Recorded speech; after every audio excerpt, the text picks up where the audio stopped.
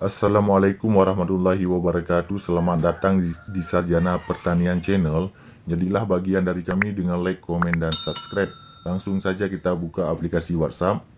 Nah, untuk tutorial kita pada kali ini yaitu tentang bagaimana cara menghapus foto profil di WhatsApp ya. Caranya cukup mudah, silahkan login ke dalam WhatsApp masing-masing. Kalau sudah, klik saja di pojok kanan atas di titik 3. Di sini kawan-kawan, pilih di yang paling bawah ya, setelan, klik pada setelan. Kalau sudah, silahkan klik ke profil masing-masing. Nah, seperti ini ya, klik di profil. Nah, di sini kawan-kawan pilih saja profil. Perhatikan jika kita ingin menghapus profil ini, di pojok kanan atas ada logo pensil. Jika kita ingin menghapus, klik pada logo pensil. Nah, di sini perhatikan foto profil ya, di sebelah kanannya di sudut ada logo tong sampah yaitu hapus. Klik saja pada logo tong sampah tersebut.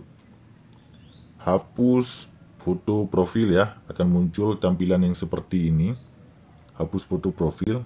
Kalau sudah yakin, klik saja hapus.